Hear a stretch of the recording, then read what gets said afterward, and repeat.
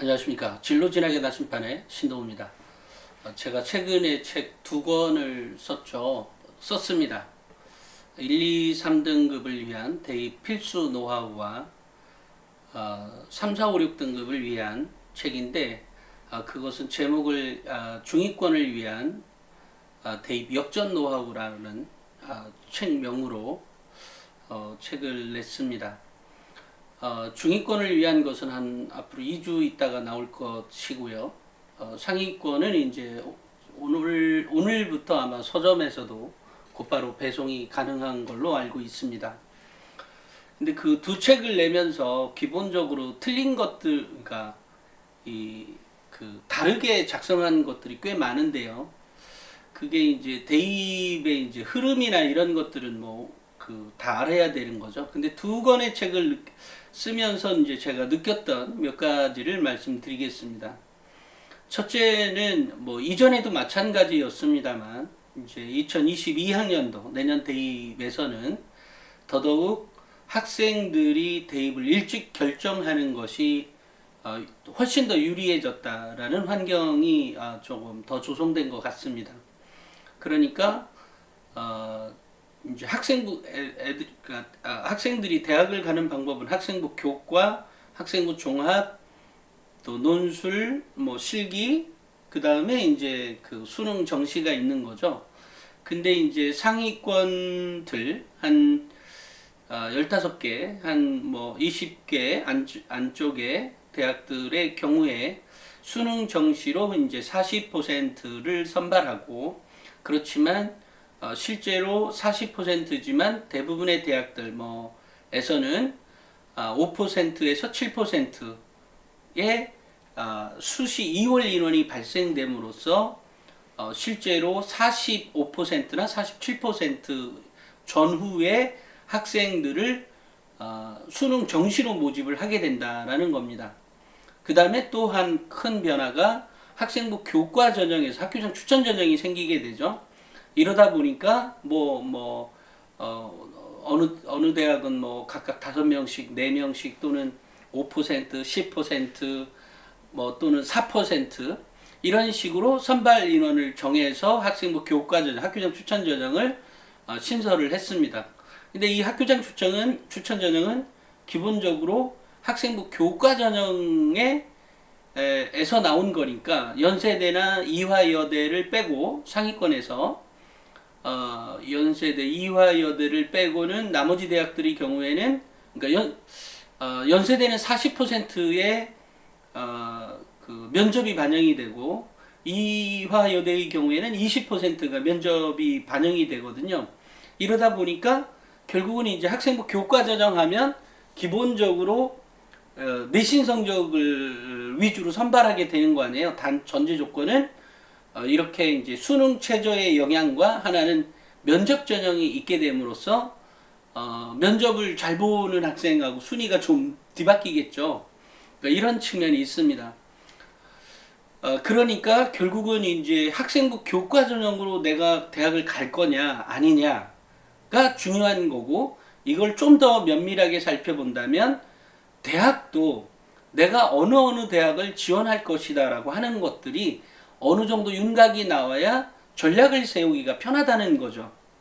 그러니까 학생부 교과 전형으로 지원할 것이냐, 아니면 나머지는 이제 학생부 종합 전형도 여전히 한 30% 정도라고 정확히 따지면 35, 6, 7%가 될 텐데, 이유는 사배자 전형이나 또는 그 정원외 농어촌 전형 이런 것들이 학생부 종합 전형으로 들어와 있어서 그 비율로 따지자면 전체적으로 36, 7, 8%가 될 텐데, 실제로 일반적인 학생들의 기준으로 놓고 본다면 한 31, 2%가 되지 않을까 싶습니다.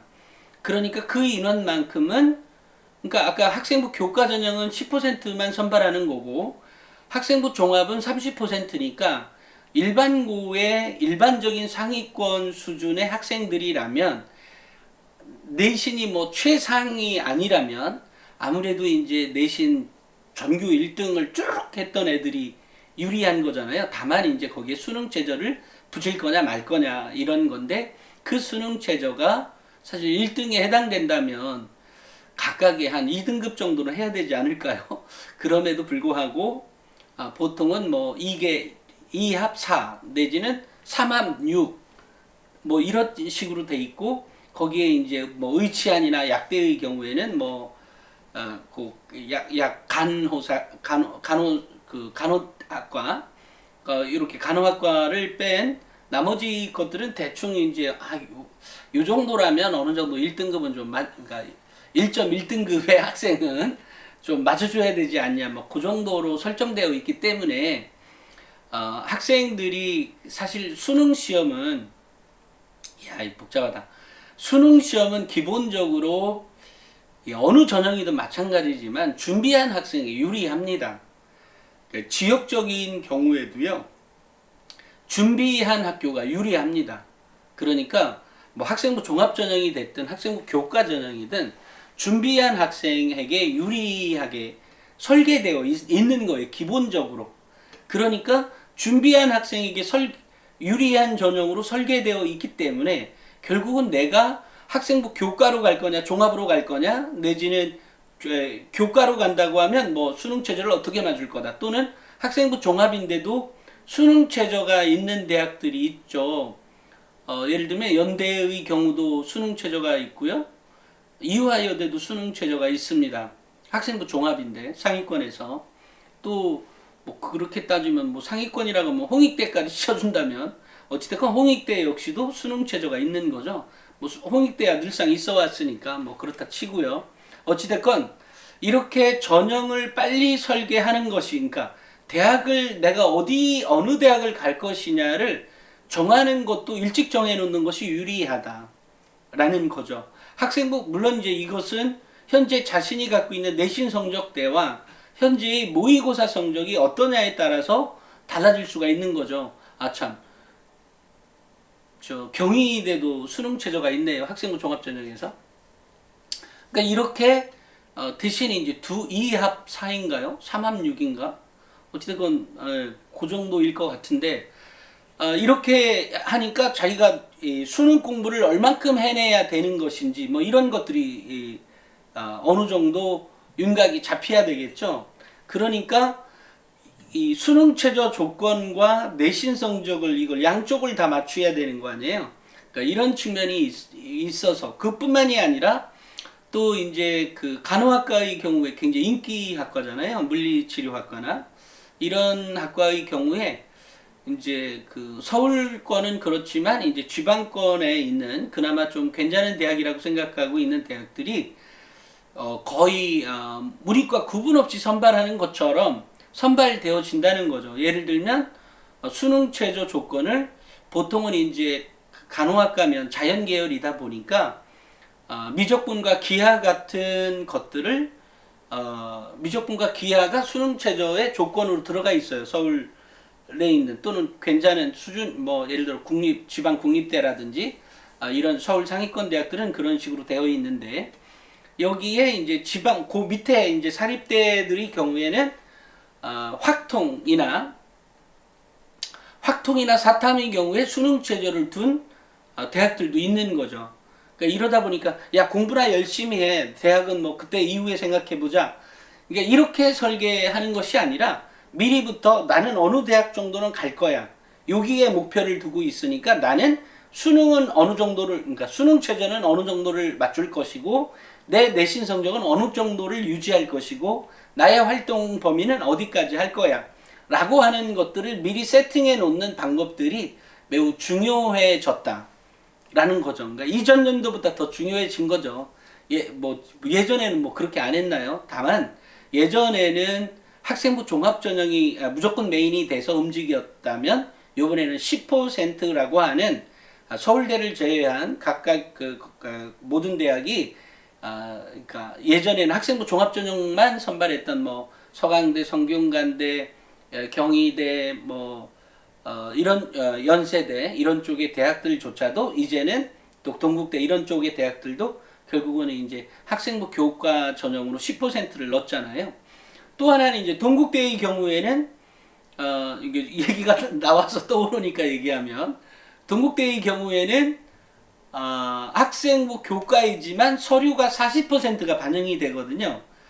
예, 그렇습니다. 그러니까 서류 40%가 있기 때문에 사실은 학생부 교과와 종합이 어우러진 거지만 여기에서 보통의 이제 그 기준이 그러니까 결과를 놓고 보면 일반적인 학생부 종합전형에 비해서 학생부 교과 60%가 반영한 대학이니까 결국은 이제 내신 성적이 약 0.5나 뭐 거의 뭐 어떻게 보면 1등급도 이게 평균으로 잡으면 참 그런 면이 있긴 하죠. 0.5등급이나 1등급 정도는 학생부 교과 전형에서 선발하는 학생들의 비율, 내신 성적이 높을 수 있는 거죠. 다만 이것은 결국 모집 단위 자체가 굉장히 적기 때문에 이게 가끔은 또 복걸복의 현상으로도 나타날 수 있는 겁니다. 그래서 무조건 뭐 여기가 높을 것이다라는 게 훨씬 더 크지만 100%뭐 확신한다 뭐 이런 그렇게만 될 거다 이렇게 절대적이다 이렇게 표현할 수는 없는 거죠. 왜냐면 모집단 인원이 여기 5명 그리고 학생부 종합에서 15명 모집하게 되면 그게 기본적인 바운더리 자체가 틀린 것도 있는데다가 또 하나는 같은 5명일 경우라면 예를 들어 학생부 교과에서 모집단 인원도 5명, 학생부 종합에서도 5명, 나머지는 뭐 수능과 논술에서 모집한다 이런다면 그 5명과 이 5명을 같은 선상으로 놓고 봤을 때 그 비율의 등급의 차이는 0.5나 1 이게 아니라 뭐 0.23 정도의 차이라든지 아니면 때로는 학생부 종합전형에서 선발하는 내신 등급이 높을 수도 있는 거죠. 그러니까 어떤 조건을 갖고 있느냐에 따라 다 틀린 겁니다. 이런 게 있어요. 그러니까 결국은 대학을 일찍 정하는 것, 전형을 일찍 정하고 대학을 일찍 정해 놓는 것이 매우 중요한 그 상위권 대학에 갈 수 있는 조건에 빨리 부합하게 된다. 제가 이전 뭐 언제 항상 제가 하는 얘기지만 전형은 또는 대학을 일찍 정해 놓게 되면 일단 이제 마음의 심신의 안정을 가져옵니다. 뭐 시험을 볼 때든 내가 뭔가를 준비할 때 가장 중요한 건 아무것도 모르고 막 한다기보다는 대학이나 나는 뭐 고려대 갈 거야, 나는 서울대 갈 거야 라든지 아니면 나는 뭐 동국대는 꼭 갈 거야 라고 한다면 그런 또는 중앙대를 꼭 갈 거야, 한양대를 꼭 갈 거야 라는 여러 가지 조건들이 있을 것 아니에요? 그러면 그 조건에 부합하게 내가 어떤 것은 얼마만큼 그리고 내가 올려놓을 성적은 얼만큼은 가능해 우리 학교 내에서. 하지만 내가 아무리 노력해봐도 정말 C가 나오네. 1.8등급 9등급은 난 도저히 안 돼. 2등급 조반대뿐이 안 돼. 뭐 이럴 수도 있는 거예요. 이거 미치고 팔짝 뛸 노릇이죠. 하지만 이제 결국은 이게 어떤 조건이든지 아이가 가능성이 있는지를 전화가 오니까 아침 일찍부터 전화가 오네요. 학교 선생님이신데 책 보내달라고. 그래서 제가 뭔 얘기했더라. 그래서 입시를 빨리 준비하는 게 유리한 환경이 되었다. 근데 그 입시를 빠르게 준비한다는 게 단순히 그 전에는 뭐 진로 설정을 빨리 해라가 아니라 이제는 학생부 교과 전형이라고 하는 것들이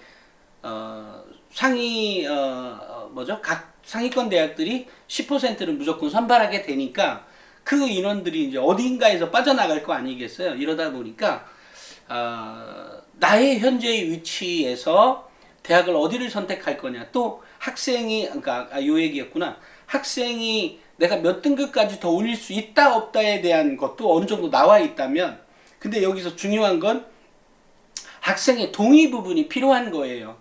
왜냐하면 애한테 야, 너 현재 뭐 1.9등급이거나 1.8등급 또는 이런 학생인데 너 그래도 1.3등급은 맞춰야 돼. 맞을지 말지 내가 노력해도 안 되는지 아니면 내가 무언가를 빼서 어느 시간을 더 투자했다면 내가 가능한지를 학생이 알고 있거든요. 물론 가끔은 또 이렇게 학생에게 푸시를 해야 되는 경우도 있는 거죠. 아니야, 내가 이게 보니까 너라면 가능할 것 같아. 그런데 만약에 안 돼도 너가 어떤 능력을 보면 이럴 땐 학생부 종합전형으로 넣는 것이 넣는 것이 유리해. 라든지 어쨌든 이런 것들에 대해서 이 학생이 구체적인 걸 알게 되면 일단 심신의 안정을 가져오지 않겠어요? 그 심신의 안정 매우 중요합니다.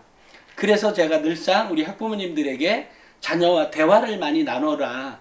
그리고 자녀의 눈높이에 대해서 얘기를 해라.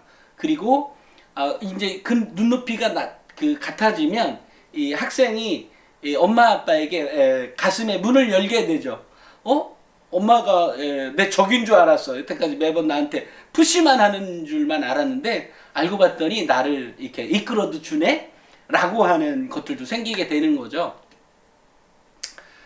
이런 점 때문에 그래서 이제 입시를 일찍 정하는 것이 좋다. 그러니까 대학을 선택하는 것, 전형을 선택하는 것, 그 다음에 대학도 구체적으로 나 어느 대학 정도 바운더리는 갈 거야. 그러니까 이런 목표가 생기게 되면 사실은 우리 인간은 불가능한 것도 가능하게 하는 힘이 있거든요. 정말로 있습니다. 그것은 뭐 누구에게나 있다고 생각합니다. 이제 그러다 보니까 가능하게 하는 우리가 뭐 먹고 싶은 거 이렇게 나오면 이게 침샘이 돋듯이 그런 것들이 생기는 것 같아요. 마찬가지로 왜 저 같은 경우에 제가 이제 그 매운 고추 청양고추를 좋아하는데 매우 좋아합니다. 근데 어느 날 내 앞에서 늘상 자주 만나는 인쇄업자가 늘상 이렇게 뭘 먹으면 뜨거운 거를 먹든 매운 거를 먹든 뭐 정말 땀이 막 나는 사람이 있는데 야, 사람이 어떻게 저럴 수가 있나 이런 생각을 했었거든요. 매운 것까지는 알게 뜨거운 거 먹을 때도 그렇다는 거죠. 그래서 이상하다 생각했는데 나중에 요즘 저는 왜 TV에서나 유튜브에 매운 음식 먹고 땀 뻘뻘 흘리는 외국인들이나 어쨌든 뭐 그런 장면들이 나오면 희한하게도 저도 땀이 막 나요. 여기 머리가 젖었어. 마치 내가 먹은 것처럼. 인간은 정말 알다가도 모를 일이에요. 그러니까 무슨 얘기냐면 우리 학생들 누구나가 기적을 연출해낼 수 있는 그런 뇌 또는 그런 걸로 구성되어 있는 거예요. 그러니까 있으니까 자기가 확신을 갖고 그 확신만 갖는 게 아니라 믿음까지 있는 거죠. 나는 저거 0.2등급 또는 0.5등급 저 누군가를 잡으려면 내가 공부 이것만 더 하면 되네? 뭐 라든지. 그러니까 이럴 때 이제 가능성이 훨씬 더 가까워질 때 사실은 동기부여가 더 되는 거 아니에요. 이렇게 이제 단계별로 쪼개보면 인간의 그 어떤 가지고 있는 능력이라고 하는 것은 우리가 그냥 흔하게 알고 있는 그런 거를 벗어난 정말 초월적인 힘까지도 내는 것 같습니다. 이거 얘기 되게 재밌는데 아까도 그 선생님 때문에 까먹었는데 내일은 또 다른 시간으로 얘기를 하겠는데 일단은 2022학년도부에 달라질 몇 가지 것들에 대해서 오늘 말씀드렸고 이것은 이어서 좀 더 얘기를 해보도록 하겠습니다. 오늘은 여기까지 하겠습니다. 감사합니다.